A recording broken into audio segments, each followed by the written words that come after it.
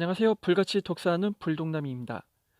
저번 시간에 이어서 토크빌에 져서 미국의 민주주의 두 번째 마지막 시간인데요.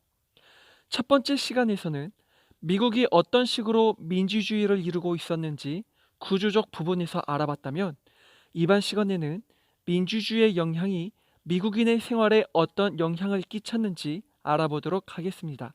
민주주의의 영향이라 한다면 개인의 자유 또는 개인의 평등을 생각해 볼 수 있는데요. 대부분의 민주국가를 보자면 자유보다는 평등을 더 좋아하는 경향이 있습니다.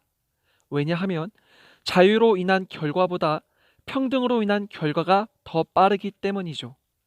예를 들어 볼게요. 민주국가 안에서 개인의 자유가 어느 정도 제한받는다면 참고 견딜 수가 있습니다. 사회 계약으로 이루어진 고용주와 노동자의 관계 속에서 복종은 어느 정도 수용할 수 있다는 거지요. 하지만 민주국가 안에서 생겨나는 특권 계급의 귀족 형성은 용납할 수 없는 것이 됩니다. 이렇게 민주국가에서 국민은 자유보다는 평등에 더욱 애착을 보이는데요. 앞으로 설명할 민주주의의 영향은 구체적으로 평등한 원리의 영향이라 생각하셔도 무방할 것 같네요. 그럼 시작해 보도록 하겠습니다. 민주주의 안에서 평등의 원리는 인간으로 하여금 독립적으로 만듭니다. 이전의 귀족 시대에는 귀족과 대중이라는 확고한 계급의 구분선이 있었지만, 지금은 타인과 자신은 동등한 위치에 있는 평등한 존재로 바뀐 것이죠. 그렇기에 개인의 가능성은 제한적에서 무한함으로 변하게 됩니다. 제한된 한계선이 없기에 노력만 하면 누구나 부자가 될 수 있고 명예를 가질 수 있는 거죠. 곧 민주주의는 모든 인간이 부의 증식을 이루려는 활동들이 본격적으로 시작됩니다. 역동성과 빠르게 변화되는 사회를 맞이하게 된 것이죠. 평등의 원리는 인간으로 하여금 사회의 역동성을 가져왔습니다. 이러한 커다란 변화는 물질적인 것에만 국한된 것이 아닌데요. 관념적인 부분에도 영향을 주게 됩니다. 사회가 너무나 빠르게 돌아가는 만큼 수용해야 할 정보의 양이 어마어마하게 많아지는 것인데요. 이런 모든 현상을 하나하나 따져보고 정의를 내리기에는 시간적 여유가 없습니다.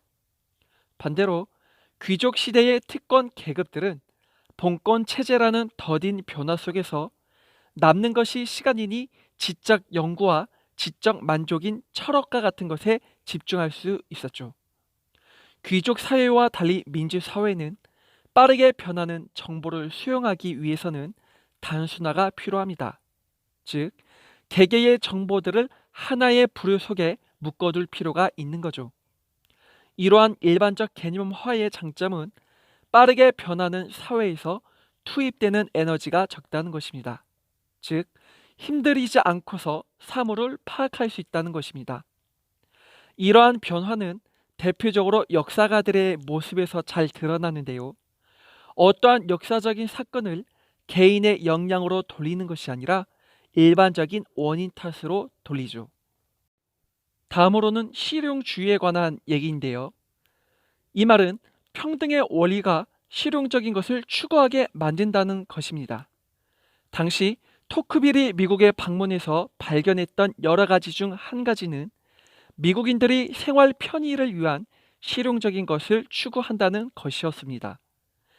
귀족 시대에서는 정신적인 쾌락, 즉 이상적인 묘사에 치중을 했다면, 미국의 민주사회에서는 물질 추구의 육체적인 쾌락에 치중을 한 것이죠. 그도 그럴 것이 넓은 땅에 많은 자원이 함축된 아메리카 대륙에서는 누구나 노력하면 재산을 축적할 수 있었죠.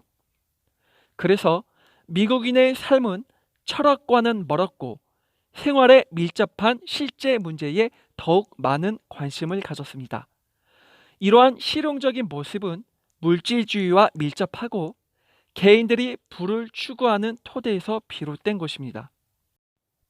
민주사회 안에서 평등은 인간으로 하여금 부를 쌓고 추구할 수 있도록 하는데요. 부의 추구와 관련된 몇 가지 요소들을 설명하고자 합니다. 첫 번째는 자유입니다. 평등 사회에서 부의 추구는 자유를 기초로 합니다. 자신들이 노력하고 그 결과의 대가를 소유하는 것은 자유가 보장되기에 가능한 것입니다. 행복을 위해서라도 자유는 필수적인 것이지요. 여기서 정부의 역할을 언급 안 할 수가 없는데요. 정부 역시 개인에게 소유물을 향유할 수 있는 자유를 제공해 줘야 합니다. 두 번째는 노동입니다. 귀족 시대에는 노동을 천하게 봤습니다. 하지만 미국인에게 있어서는 노동이란 이윤을 얻기 위한 수단이 되는 것이죠. 그래서 노동에 대한 비천함과 같은 감정은 찾아볼 수가 없습니다. 노동은 귀천이 없는 것이고 명예스러운 것이 됩니다. 세 번째로는 상업의 발달입니다. 물질에 대한 쾌락은 상업의 발달을 야기시켰는데요. 그 이유는 하루속히 부를 쌓으려는 인간의 조급함과 맞물리는 것이 상업이었기 때문입니다. 상업은 농업과 다르게 눈에 보일 정도로 빠른 결과를 만들어내죠. 네 번째로 명예인데요. 명예는 노동과 밀접합니다. 미국에서 말하는 명예란 귀족 시대와 달리 노동을 통한 부의 증식을 말을 합니다. 다만 부를 추구하는 과정이 공공의 안전에 위배되지 않는 것이라야 하죠. 이렇게 지금까지 네 가지 정도의 요소들을 보았는데요. 평등의 원리에서 이루어진 물질 추구는 실용주의와 더불어 여러 요소들의 인식을 바꾸어 놓았습니다. 더불어 개인을 중심으로 물질을 추구하려는 이기주의가 강화되었죠. 평등의 원리는 인간을 독립적으로 만들었고 세상의 중심에 자신을 올려놨습니다. 이로 인해 자유로운 직업의 선택이 가능해졌고 제한 없는 야심으로 물질을 추구할 수 있게 되었습니다. 하지만 반대로 이기주의로 인한 문제를 간과할 수 없는데요.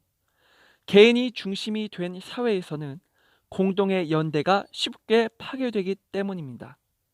그리고 자기 희생을 통한 타인의 구제를 좀처럼 찾아보기 쉽지 않게 되었습니다.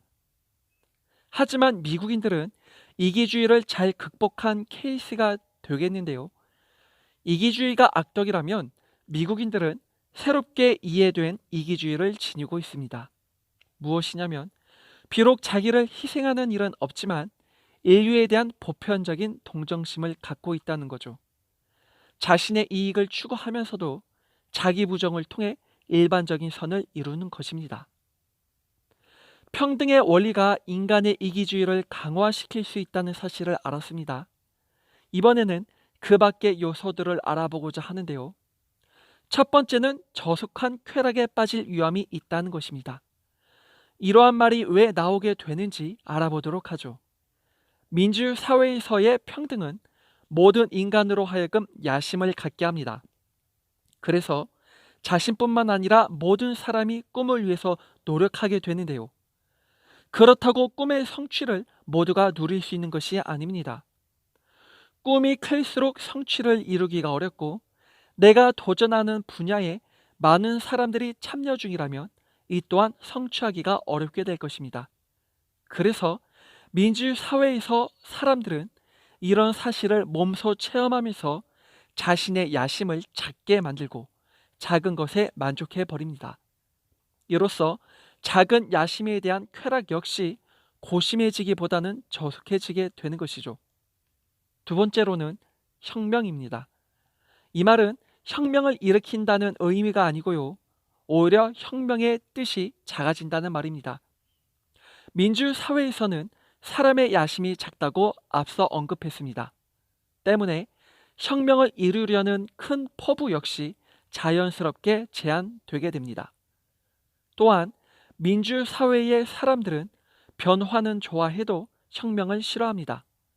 왜냐하면 이들 대부분이 중산층에 있는 자들로 잃을 것이 있는 자들입니다.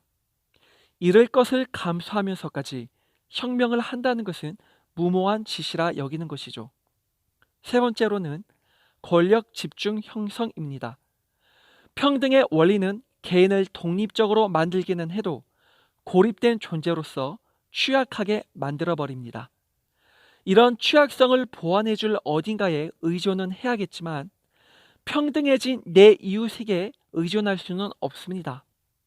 나와 같은 평등한 인간을 의지하는 것은 있을 수 없는 일이며 오히려 이들을 의심해야 하는 거죠. 그래서 민주사회에서 인간은 정부를 통한 평등의 지배를 원하게 됩니다. 개개인의 중요성이 떨어지는 만큼 사회의 중요성은 점차 커지는 것이죠.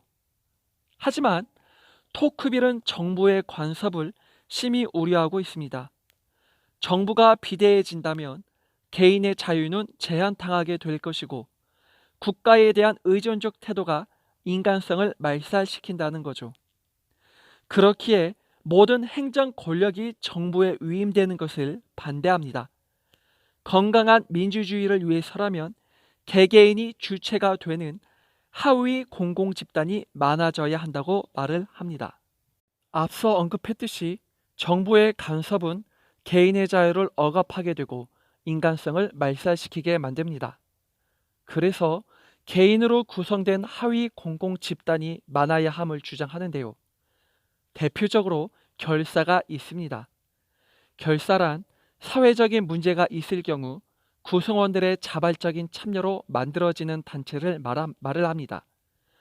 이렇게 만들어진 결사는 구성원들 간의 상호 협동을 길러내므로 단결에 대한 관념을 잃지 않게 만듭니다. 또한 토크빌은 결사 중에도 정치적인 결사의 모임을 강조하는데요. 정치적인 결사가 민간 부분에서의 결사도 강하게 만든다는 주장이었죠. 마지막으로 토크빌은 민주사회에 있어 기독교의 도덕률에 대한 중요성을 언급합니다. 앞서 언급했듯이 민주사회는 물질주의가 심하다고 했습니다. 이러한 물질주의적 태도는 인간의 정신까지도 장악할 수 있는 해악인데요. 인간으로 타락하게 만들 위험이 큽니다. 뿐만 아니라 내세에 대한 희망이 없는 인간은 현실 세계만을 중요하게 볼 뿐입니다. 여기에 물질주의가 깊게 깔린다면 인간에게서 도덕성을 기대하기란 어려워집니다. 그렇기에 곱비 풀린 인간으로 하여금 윤리의 끈으로 묶어줄 필요가 있는데요. 미국에서는 기독교의 역할이 큽니다. 기독교가 존재함으로 물질주의를 도덕적으로 순화시켜주는 것이죠. 또한 평등이 보편화된 사회에서의 작은 불평등은 인간의 불안을 심화시킵니다. 누구나 평등을 바라는 마음이 더욱 크기에 미비한 차별에도 깊은 분노를 보이는 거죠. 그래서 정신적인 우울병이 민주사회에서는 많습니다.